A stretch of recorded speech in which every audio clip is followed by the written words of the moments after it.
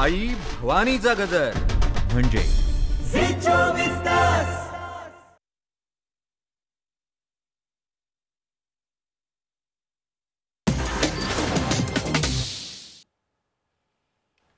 नमस्कार, मी सुवर्णा धानोरकर. हॅलो 24 तासमध्ये आपलं सगळ्यांचं स्वागत. आज आपल्या चर्चेचा विषय आहे कोविड-19 लसीबाबतच्या शंकांचं निरसन. आणि या संदर्भात आपल्याला अधिक माहिती देणार आहेत, मार्गदर्शन करणार आहेत या विषयातल्या तज्ज्ञ डॉक्टर शालिनी सुराळकर. आपण आधी त्यांचं स्वागत करूयात आपल्या स्टुडिओमध्ये. डॉक्टर, खूप खूप स्वागत तुमचं. थँक्यू, धन्यवाद. आपण डॉक्टर शालिनी सुराळकर यांची थोडक्यात ओळख करून घेऊयात. LH हिरानंदानी हॉस्पिटलमध्ये त्या फुल टाईम कन्सल्टंट आहेत, रुमॅटॉलॉजिस्ट आहेत. त्यांनी सेठ GS मेडिकल कॉलेजमधून तर MD KEM हॉस्पिटलमधून पूर्ण केलेलं आहे. त्यांनी John Hopkins University school of medicine and medical education and scientific foundation न्यूयॉर्कमधून रुमॅटॉलॉजीमध्ये PG पूर्ण केलेला आहे. डॉक्टर शालिनी या सध्या डॉक्टर LH हिरानंदानी हॉस्पिटलमध्ये पूर्णवेळ कन्सल्टंट म्हणून काम पाहत आहेत, सेवा देत आहेत. 2005 पासून त्या हिरानंदानी हॉस्पिटलमध्ये सेवा देत आहेत. याआधी त्यांनी 2 वर्ष KEM रुग्णालयामध्ये प्राध्यापकीही केली आहे. अनेक वर्कशॉप्स त्यांनी आजवर घेतलेली आहेत. रुमॅटॉलॉजीवर त्यांचे अनेक रिसर्च पेपर्स प्रकाशित झालेत. यासाठी त्यांना अनेक पुरस्कारांनी सुद्धा आजवर सन्मानित करण्यात आले. The national iron deficiency anaemia कॉन्फरन्समध्ये त्यांनी पुरस्कार मिळवलेला आहे. इंडियन रुमॅटॉलॉजी असोसिएशनच्या त्या आजीवन सदस्य आहेत. Infectious disease, complex medical CARES, arthritis, autoimmune disease, त्यानंतर फायब्रोमायलेशिया, त्यानंतर गाऊट आणि ऑस्टिओपोरोसिस यात त्यांचं मोठं काम आहे. असं असलं तरी सुद्धा आजचा आपला चर्चेचा विषय आहे कोविड-19 लसीबाबतच्या शंकांचं निरसन. आपण पुन्हा एकदा डॉक्टरांचं स्वागत करून लगेच चर्चेला सुरुवात करूयात. डॉक्टर, पुन्हा एकदा स्वागत. आणि मला सांगा, सध्या कोरोनाविषयी वर्षभर आपण चर्चा करतोय आणि आता सध्या गेल्या काही महिन्यांपासून लसीबाबत चर्चा सुरू आहे. तर ही लस नेमकं कसं काम करते, कारण हा प्रश्न सगळ्यांच्याच मनात आहे. हो, बरोबर. आता लास्ट 1 वर्ष झालं बघितलं तर आपल्या कोरोनाबद्दल जी महामारी पसरली होती ती सगळ्यांनाच त्रासून सोडलेली आहे.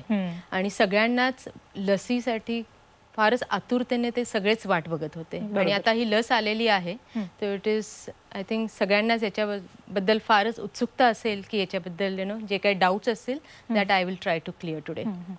आता जर आपण बघितलं हे लस कसं काम करतं तर इट इज व्हेरी इम्पॉर्टंट की आपण पहिले समजून घेऊया की एखादं व्हायरल इन्फेक्शन झालं, नॅचरल इन्फेक्शन झालं तर आपली बॉडी कशी रिस्पॉन्ड करते. तर एखादं जर व्हायरल इन्फेक्शन आपल्या शरीरात किंवा विषाणू आपल्या शरीरात एंटर झालं तर आपली इम्युन सिस्टम या विषाणूचा एक अंग, आपण त्याला प्रोटीन किंवा अँटीजन नाव देऊया, याला रेकग्नाइज करून आपले इम्युन सिस्टम त्याच्या अगेन्स्ट किंवा विरोधात अँटीबॉडीज तयार करतात. हे अँटीबॉडीज या अँटीजनला जाऊन it's like a lock and की मेकॅनिझम, तिकडे लॉक होऊन काही केमिकल्स आणि भरपूर आपले दुसरे जे शरीरातले जे सेल्स असतात ते एकत्र होऊन या विषाणूचा नाश करतं.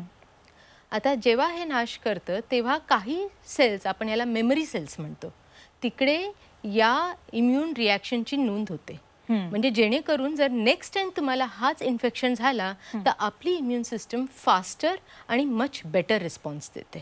ओके ना, हे सगळं खरं केव्हा, जेव्हा होस्ट फॅक्टर म्हणजे जो पेशंट असतो तो हेल्दी आहे तर विषाणूचा नाश होऊन तुम्ही याच्यातनं पूर्णपणे बरे होतात. पण जर पेशंट इम्युनो कॉम्प्रोमाइज्ड असेल, वृद्ध असेल किंवा डायबिटीज असेल, कॅन्सर पेशंट आहे, किमोथेरपीवर आहे, तर हा तेवढाच इम्युन रिॲक्शन देऊ शकत नाही. बरोबर. आणि मग व्हायरल लोड या पेशंट्समध्ये वाढून त्याला कॉम्प्लिकेशन्स व्हायचे चान्सेस असतात आणि मृत्यू देखील होऊ शकतो.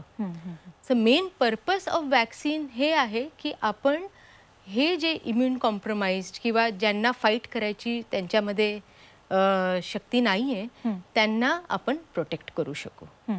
सो हेच बेसिस आहे वॅक्सिनेशनचं. बरं, पण मग लसीचे काही प्रकार असतात का, आणि प्रशासन नेमकं या सगळ्यामध्ये कशा पद्धतीने काम करत असतं? हां, तर आता असं आहे की जसं मी तुम्हाला म्हटलं, एक स्पेसिफिक प्रोटीन किंवा अँटीजन असतो आणि त्याच्या विरुद्धच अँटीबॉडी तयार होतात. हे लॉक अँड की असतं, म्हणजे एका अँटीजनला दुसरं अँटीबॉडी येऊन बाइंड करू शकत नाही. म्हणून जेव्हा या कोरोना व्हायरसचं जर रिसर्च केला गेला तेव्हा एक प्रोटीन म्हणजे एस प्रोटीन किंवा स्पाइक्स प्रोटीन म्हणतो, तो सगळ्यात इम्पॉर्टंट प्रोटीन म्हणून बाहेर आलेला आहे. तो जे काही रिसर्च वॅक्सिन्सवर झालेले आहे ते या प्रोटीनच्या अगेन्स्टच आहे. आता तुम्ही भरपूर ऐकत असाल वेगवेगळ्या प्रकारचे जे वॅक्सिन्स येत आहेत, म्हणजे फायझर, मॉडर्ना, कोविशिल्ड, कोवॅक्सिन, आता हे सगळे स्पाइक प्रोटीनवरच काम करतात. पण व्हेहिकल किंवा method of generating the immunity वेगवेगळी आहे. तर जर आपण बघाल मॉडर्ना आणि फायझर वॅक्सिन जे आहे ते mRNA बेस्ड आहे, म्हणजे मेसेंजर RNA. याच्यात ॲक्च्युअल जो कोविड अँटीजेन किंवा जो प्रोटीन असतो तो दिला जात नाही पेशंटला. इकडे एक मेसेंजर RNA म्हणजे एक जेनेटिक कोड एका लिपिड नॅनो पार्टिकलमध्ये एनगल्फ करून त्याला बॉडीत सोडण्यात येतो आणि मग तो पार्टिकल आपल्या शरीरात एंटर होऊन आपल्या जेनेटिक जे न्यूक्लियस असतं त्याला हा कोड देऊन ते S प्रोटीन बनवतं आणि त्या S प्रोटीनच्या विरुद्ध आपलं इम्युन सिस्टम अँटीबॉडीज तयार करतं. ओके.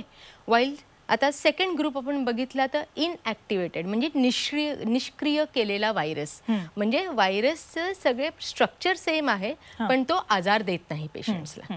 त्याच्यामुळे जेव्हा हा व्हायरस सोडला जातो it is like a bogus infection शरीरात तयार केलं जातं किंवा एक सौम्य प्रकारचं इन्फेक्शन तयार केलं जातं आणि इम्युन सिस्टम याच्या विरुद्ध अँटीबॉडीज तयार करतं.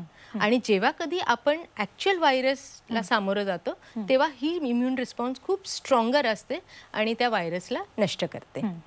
तिसरं जे आहे जे आपलं कोविशिल्ड आहे सिरम किंवा ॲस्ट्राझेनेका ऑक्सफर्ड, ते वेक्टर व्हायरस वेक्टर म्हणजे एक आपण एक सिम्पल बॅक्टेरिया जसा ॲडिनो व्हायरस याच्यात यूज केला जातो, त्या व्हायरसला हा जेनेटिक कोड टॅग केलेला असतो आणि त्याच्याद्वारे त्याला शरीरात सोडण्यात येतो. हा व्हायरस नॉर्मली ह्युमन बिईंग्स किंवा मनुष्यांमध्ये कुठलाही आजार करत नाही, म्हणून हा एक व्हॉट यू कॉल एकदमच सोपा व्हायरस आहे ज्याच्याने आपल्याला काही इजा होत नाही. पण हा व्हायरस त्या RNAला घेऊन जातो आणि आपल्या इम्युन सिस्टमला एक्सपोज करून त्याच्या विरुद्ध अँटीबॉडी, हे वेगवेगळे मेकॅनिझम्स आहेत. शेवटी अँटीबॉडीज S प्रोटीनच्या विरुद्धच तयार होतात आणि ते आपल्याला प्रोटेक्ट करतात. थोडक्यात ही मेकॅनिझम वेगवेगळं असलं तरी काम या सगळ्या वॅक्सिनचं सारखंच आहे. पण एक प्रश्न सगळ्यांच्या मनात इतके दिवस होता ज्यावेळेला वॅक्सिन आली आणि आता ती लोकांना दिली जाणार असं बोलत होते, त्यावेळेला सगळ्यांना असं वाटायचं की मला घेता येईल का ही वॅक्सिन. प्रत्येकाच्या मनात हा प्रश्न होता, तर याचं उत्तर काय? आता असं आहे की वॅक्सिन ॲक्च्युली सगळ्यांनीच घेतलं पाहिजे, पण बिकॉज आता ही एक नवीन लस आहे, अजून याचं मॅन्युफॅक्चरिंग एवढं नाही आहे, डिस्ट्रीब्युशन एवढं नाही, म्हणून प्रायोरिटायझेशन केलं गेलं आहे. म्हणजे फ्रंटलाईन वर्कर्स आहे जसे डॉक्टर्स, नर्सेस, हॉस्पिटलमध्ये काम करणारे वॉर्ड बॉईज किंवा लॅब टेक्निशियन यांना प्राधान्य दिलेले आहे, म्हणून ते फर्स्ट लाईनमध्ये येणार. एकदा त्यांचं झालं की वृद्ध लोक म्हणजे 65 इयर्सच्या वरती किंवा जे लोक 50 वर्ष वयाच्या वरती आहेत पण त्यांना आजार आहेत जसे डायबिटीज आहे, कॅन्सर, डायलिसिसवर असलेले patient, transplant patient, liver disease, heart disease यांना प्राधान्य दिलं जाणार आहे. त्याच्यानंतर आले लेस दॅन 50 इयर्स ज्यांना काहीही आजार नाही आहे आणि लास्ट असणार लहान मुलं, कारण असं बघण्यात आलं आहे की लहान मुलांमध्ये हा इन्फेक्शन फारच माइल्ड असतं, जास्त काही कॉम्प्लिकेशन्स आपल्याला दिसत नाही. पण जसं जनरली बोललं जातं की कुठली लस घेतली की थोडा ताप येतो किंवा काहीतरी त्रास होतो, तर या लसीच्या बाबतीत नेमकं काय होतं किंवा मग काही साईड इफेक्ट्स असतात ही लस घेतल्यानंतर? आता कुठलंही वॅक्सिन डेव्हलप होतं ते कमीत कमी 10 वर्ष लागतात एका वॅक्सिनला डेव्हलप होण्यासाठी. त्याच्यावरनं आपल्याला कळतं की त्याचे लॉंग टर्म साईड इफेक्ट्स काय आहेत. या लसीत अजून तरी आपल्याकडे एवढे लॉंग टर्म स्टडीज नाही आहेत, पण जे काही स्टडीज केलेले आहेत त्यात अजून तरी असं मेजर साईड इफेक्ट कोणी बघितलेलं नाही आहे. प्लस जेव्हा आपण कुठली लस घेतो इट इज लाईक की आपल्यामध्ये एक माइल्ड इन्फेक्शन तयार केलेलं असतं, त्याच्यामुळे लस घेतल्यावर पहिले 2 दिवस तुम्हाला जिकडे लस घेतले त्या स्नायूंमध्ये दुखू शकतं किंवा बारीक ताप, अंगदुखी, नॉशिया हे सगळं सिम्पटम्स होऊ शकतात, पण ते अगदी माइल्ड असतात आणि सिंपल औषधांनी ते बरे होऊन जातात. असं होतं का की कोरोना झालेली व्यक्ती आहे आणि त्या व्यक्तीला लस घ्यायची, म्हणजे कितीतरी फ्रंटलाईन वर्कर्स असे आहेत की ज्यांना कोरोना होऊन गेलेला आहे, त्यांना ही लस घेता येते? हो, आता जसं मी तुम्हाला पहिलेच एक्सप्लेन केलं, नॅचरल इन्फेक्शन आणि वॅक्सिनने जी आपल्याला इम्युनिटी मिळते ते ऑलमोस्ट सिमिलर असते, मेकॅनिझम वेगळी आहे. तसंच जेव्हा आपल्याला नॅचरलरित्या कोरोना होतो तेव्हाही आपल्या शरीरात अँटीबॉडीज तयार होतात. हे अँटीबॉडीज साधारण 2 ते 6 महिन्यापर्यंत आपल्या बॉडीमध्ये असतात. त्याच्यामुळे अजून तरी हे रेकमेंडेशन आहे की 3 महिन्यापर्यंत तुम्हाला लस घ्यायची गरज नाही जर तुम्हाला रिसेंटली कोरोना झाला असेल तर. आणि मला वाटतं काही ठिकाणी असे सुद्धा फ्रंटलाईन वर्कर्स आहेत की ज्यांना कोरोना होऊन गेला त्यांना दिली नाहीये लस, की तुम्ही थांबा आधी ज्यांना झालेलं नाही त्यांना लस बरोबर आहे. कारण हे अँटीबॉडी जे सर्क्युलेट होतात ते अप टू 6 मंथ्स पर्यंत आपल्या बॉडीत असू शकतात. त्याच्यामुळे त्यांना घाई नसते.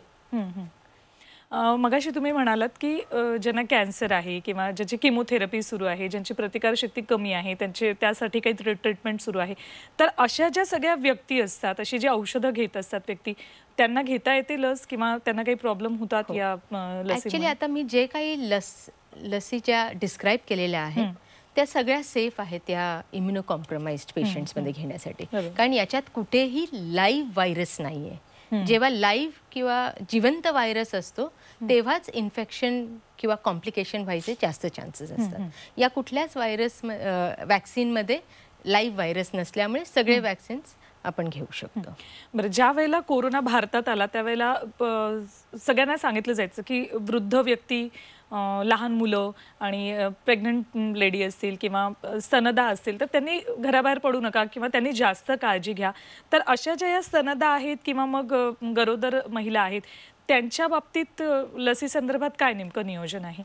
अजून तरी जेवढे स्टडीज झालेले आहेत प्रेग्नंट किंवा लॅक्टेटिंग मदर्समध्ये अजून तरी स्टडीज झालेले नाहीत. इवन जे काही स्टडीज आहेत ते 18 वर्ष आणि त्याच्यावरती या सब्जेक्ट्समध्ये स्टडी झालेले आहे.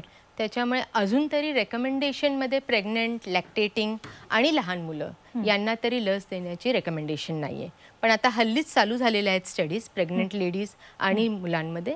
मे बी आता काही महिन्यातच आपल्याला त्याचेही रेकमेंडेशन्स येतील. पण एरवी दुसरी कुठली लस असेल तर मग ती स्तनदांना किंवा मग ज्या गरोदर असतात महिला त्यांना देता येते? काय नेमकं त्याबाबत? हो हो, काही लसी असतात जसं आपण टेटनस तर सगळ्यांनाच देतो, इन्फ्लुएन्झा वॅक्सिन सगळ्यांना देतो. पण जसं मी म्हटलं हा लस फारच नवीन आहे. मोस्ट ऑफ द बाकीच्या लसांमध्ये आपल्याकडे 10 वर्षाचा कालावधी आहे टू स्टडी काय त्याचे प्रॉब्लेम्स आहेत. तर आय थिंक काही महिन्यातच हे सगळं पण उघडच येईलच. बरं, याचे साधारण 2 डोस घ्यायचे असतात 28 दिवसानंतर. तर एखादा डोस जर घेता आला नाही, मिस झाला तो डोस, तर मग त्यावेळेला काय? आता या प्रश्नासाठी आय थिंक हे जाणून घेणं फार इम्पॉर्टंट आहे की जेव्हा आपल्यावर पहिल्यांदा व्हायरल अटॅक येतो किंवा पहिला डोस वॅक्सिनचा दिला जातो तेव्हा आपला एक इम्युन रिस्पॉन्स येतो. तेव्हा काही मेमरी सेल्स असतात जे हे इम्युन रिस्पॉन्सला आपल्या DNA मध्ये रजिस्टर करतात.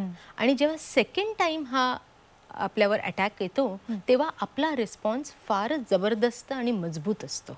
ओके, जेव्हा आता हे सगळे जे वॅक्सिन्स आहेत त्याचे 2 लसी रेकमेंडेड आहे.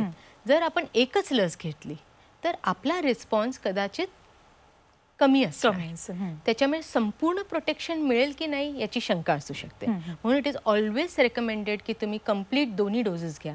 एक आणि दुसरं 1 महिन्यानंतर रेकमेंडेड आहे सध्या. पण वॅक्सिन आल्यापासून किंवा वॅक्सिन यायच्या आधीपासून खूप वेगवेगळ्या गोष्टी ऐकायला मिळतात याबद्दल, तर त्याविषयी सुद्धा थोडं जाणून घ्यायला आवडेल. आता वॅक्सिन हे जरुरी आहे. जेव्हा कधी सगळ्यांना मिळेल त्यांनी घेतलं पाहिजे. आणि वॅक्सिन विषयी कुठलीही शंका ठेवायला नको.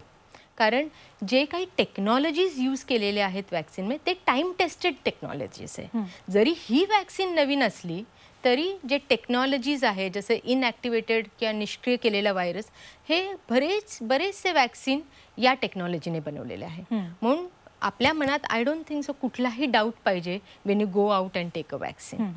बरं, पण एक असं सुद्धा आता आपण गेल्या 15 दिवसात बघतोय की महाराष्ट्रात अनेक भागामध्ये पेशंट्स वाढायला लागले आहेत. पुन्हा अनलॉक झालंय भरपूर त्यामुळे पेशंट वाढतात हे कारण आहे. पण असं सुद्धा एक दिसतं की एक वॅक्सिन घेतल्यानंतर एक वेगळा कॉन्फिडन्स दिसतोय लोकांमध्ये सुद्धा की मी वॅक्सिन घेतलेलं आहे. पण मग हे बरोबर आहे वॅक्सिन घेतले त्यामुळे आता सुटका झाली आहे कोरोनातून असं समजायचं? नाही, आय थिंक सगळ्यांनी आपला गार्ड अजूनही लेट डाऊन केला नाही पाहिजे. जेव्हा आपण एक वॅक्सिन घेतो त्याचा संपूर्ण इफेक्ट यायला ॲटलिस्ट 2 महिने लागणार. जेव्हा तुमची इम्युन सिस्टम पूर्णपणे या आजाराच्या विरुद्ध अँटीबॉडीज तयार करू शकते. सो या 2 महिन्याच्या कालावधीत तुम्ही आत्तापर्यंत जे सगळे प्रिकॉशन्स घेतलेले आहे ते अजूनही, जसं masking, social distancing, hand washing आणि सॅनिटायझेशन, हे सगळं अजूनही पाळलं पाहिजे. आणि ते कुठल्याही सिच्युएशनमध्ये तुम्ही याचं हे केलं नाही पाहिजे. सेकंड, अजूनही हे निश्चित झालेलं नाही आहे की जेव्हा आपण वॅक्सिन घेतो तो पेशंट किंवा तो माणूस याच्याने प्रोटेक्टेड असतो, पण तरी you can still be a carrier. तुम्ही हा व्हायरस संसर्ग करू शकता. म्हणून त्यासाठी तरी आपल्याला मास्किंग आणि सगळे प्रिकॉशन्स अजूनही पाळले पाहिजे. कारण आपल्याला होत नसला तरी आपण दुसऱ्यांना देऊ शकतो. म्हणजे आपण कॅरियर ठरू शकतो, त्यामुळे आपण काळजी घेतलीच पाहिजे. मला आणखी या विषयावर चर्चा करायची आहे, पण ब्रेकची वेळ झाली. एक छोटासा ब्रेक घेतो. ब्रेक नंतर कोविड-19 लसीबाबतच्या शंकांचं निरसन आपल्याला करून घ्यायचंय. आणखी काही प्रश्न आपल्याला डॉक्टर शालिनी यांना घ्यायचे आहेत. कुठेही जाऊ नका, पाहत राहा हॅलो 24 तास. ब्रेकनंतर हॅलो 24 तासमध्ये आपल्या सगळ्यांचं पुन्हा एकदा स्वागत. 16 जानेवारीपासून भारतामध्ये लसीकरणाला सुरुवात झालेली आहे. दुसरा टप्पा सुद्धा सुरू झालेला आहे. पण या कोविड-19 लसीबाबत अनेक शंका सगळ्यांच्या मनात आहेत. त्याविषयी चर्चा करण्यासाठी आपल्यासोबत डॉक्टर LH हिरानंदानी हॉस्पिटलच्या डॉक्टर शालिनी सुराळकर आहेत. आपण त्यांच्याशी पुन्हा एकदा चर्चा करूयात. डॉक्टर, एक मुद्दा असा होता की साधारण कुठलीही लस तयार करताना त्याच्यासाठी एक व्यवस्थित वेळ हातात असतो शास्त्रज्ञांच्या, पण आता कोरोनाच्या बाबतीत तसं झालं नाही. ही लस तयार करण्यासाठी खूप कमी वेळ होता, खूप झटपट काम करावं लागलं. त्यामुळे एक प्रश्न सगळ्यांच्या मनात आहे की ही म्युटेशनवर काम करते की नाही, कारण 2 नवे कोरोनाचे म्युटेशन्स दिसत आहेत, तर त्यावर लस काम करते की नाही. आता जेव्हा व्हायरसमध्ये कुठलेही म्युटेशन्स होतात ते काय अगदी 100% म्युटेशन्स होत नाही, एक व्हेरिएशन असतो. असे हजारो म्युटेशन्स होतात, पण सगळेच म्युटेशन्स इम्पॉर्टंट असतात असं नाही. आता आपण बघतोय UK variant, south African variant, हे सगळे जरा स्ट्रॉंगर आणि मोर लिथल व्हेरियंट्स आहेत. ओके, तर काही वॅक्सिन्स या म्युटंट्सवर पण काम करतं. जसं आपण बघितलं कोवॅक्सिन जे भारत बायोटेकचं आहे, ते UK व्हेरियंटवर पण त्याचं इफेक्ट आहे. आणि कुठलंही आपण बघितलं वॅक्सिन, त्याची एफिकसी अराउंड 70% to 90% पर्यंत असते. तर जरी ते 100% प्रिव्हेंट नाही केलं तरी एक माइल्ड इन्फेक्शन झाला तेही ॲक्सेप्टेबल असतं. कॉम्प्लिकेशन होऊ नये आणि मृत्यू होऊ नये, हेच मेन ऑब्जेक्टिव्ह असतं. मला याच एफिकसीविषयी बोलायचं होतं की ज्यावेळेला लस आली त्यावेळेला सगळ्यांना असं वाटतं की कुठली लस किती कार्यक्षम आहे, ती कितपत तुम्हाला रिझल्ट देईल.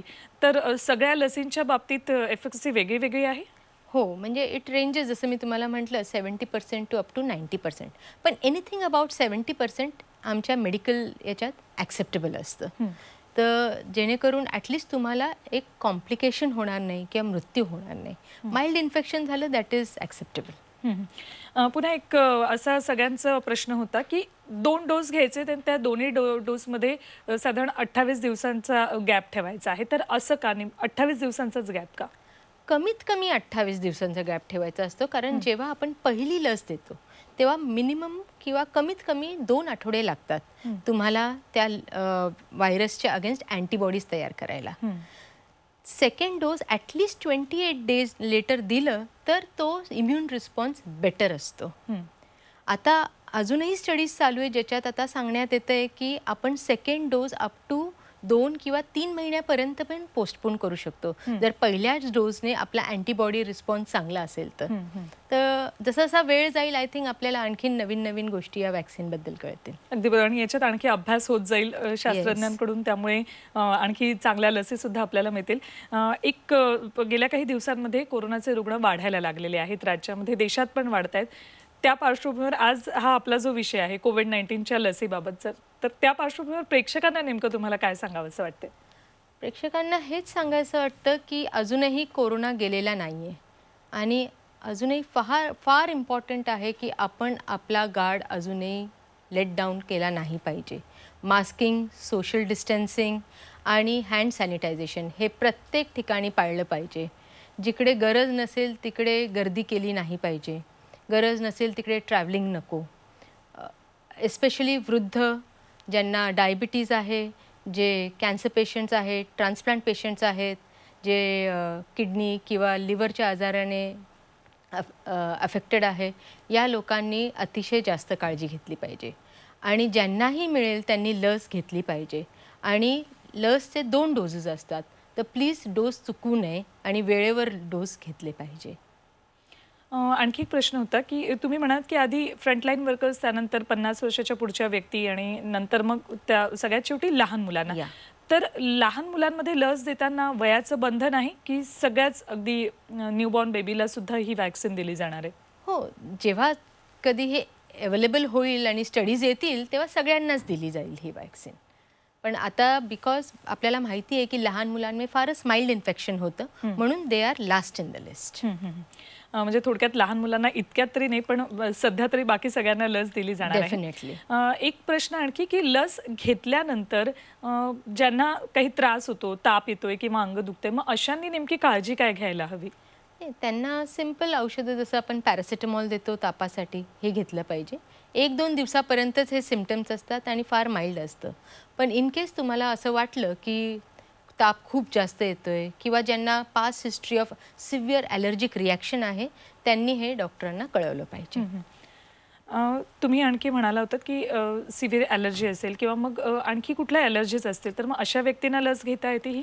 ज्यांना हिस्ट्री ऑफ सिव्हिअर ॲलर्जी, म्हणजे आम्ही याला मेडिकल टर्मिनॉलॉजीमध्ये ॲनाफिलॅक्सिस म्हणतो, जिकडे श्वासोश्वासाचा त्रास होतो, या व्यक्तींनी वॅक्सिन अवॉइड केलं पाहिजे. डॉक्टर, आज तुम्ही ते कोविड-19च्या लसीबाबतच्या सगळ्या शंकांचं निरसन केलं. प्रेक्षकांच्या मनात खूप शंका होत्या, त्याबद्दल तुम्ही माहिती दिली. खूप खूप धन्यवाद. नमस्कार. यानंतर हॅलो 24 तासमध्ये येतेच थांबतोय. ताज्या बातम्यांसाठी पाहत रहा झी 24 तास. रहा एक पाऊल पुढे. मराठ्यांची तळपती तलवार म्हणजे झी 24 तास.